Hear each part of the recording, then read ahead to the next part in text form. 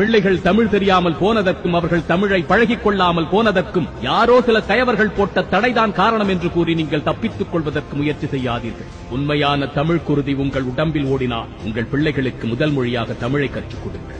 இது வெறும் மொழி அல்ல, நம் பண்பாடு, சிந்தனை, அறம் அத்தனையையும் உள்ளடக்கியது. தமிழை என் உயிரென்பேன் கண்டீர், உயிரை உணர்வை வளர்ப்பது தமிழை என்ற சிந்தனையின் மொழி இது. நாம் 10 சொற்களை பயன்படுத்தினால் 4 சொற்கள் பிறமொழியில் பேசுகின்றோம். நம் பிள்ளைகள் பேசும்பொழுது 10 சொற்களில் 8 சொற்களை பிறமொழியில் பேசுகின்றார்கள். இது இப்படியே நீடித்தால் நம் பேரப்பிள்ளைகள் தமிழை அருங்காட்சியகத்தில் வேடிக்கை பொருளாக பார்ப்பார்கள். சில காலங்களுக்கு பிறகு நம் மொழி ஏன் இப்படி வழக்கொழிந்து போனது என்று விடை தெரியாமல் தேடும் பொழுது அதற்கு காரணமே நாம் தான் என்பது தெரியாமல் திணறிக் கொண்டிருப்போம். தமிழனாக பிறந்து தமிழ்நாட்டில் பிறந்து தமிழ் எனக்கு சரியாக பேச வராது என்பதும் என் தந்தை யார் என்று எனக்கு தெரியாது என்று கூறுவதும் ஒன்றுதான். தமிழ் நம்முடைய அடையாளம். பணத்தை, பொருளை, புகழை இழந்துவிட்டால் கூட மீட்டெடுத்து விடலாம். ஆனால் அடையாளம் இழந்தவர்களாக நம் தலைமுறையை மாற்றிவிட்டால் அதிலிருந்து மீள முடியாது. நம் அடையாளம் காப்பது நம் ஒவ்வொருவரின் கையிலும் இருக்கின்றது.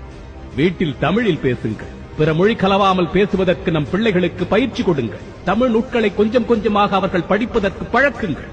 பொதுவெளிகளில் பேசும்பொழுது தமிழில் தான் பேச தொடங்க வேண்டும் என்று அவர்களுக்கு சொல்லிக் கொடுங்கள். ஐயா, அம்மா, மாமா, அத்தை, வணக்கம், நன்றி, மகிழ்ச்சி, நல்லது, சிறந்தது என்ற வார்த்தைகளை அன்றாட வாழ்க்கையில் பயன்படுத்துமாறு அவர்களை பழக்குங்கள். ஒரு மொழியினுடைய பாதுகாப்பு என்பது அதன் பயன்பாட்டில் தான் இருக்கின்றது என்பது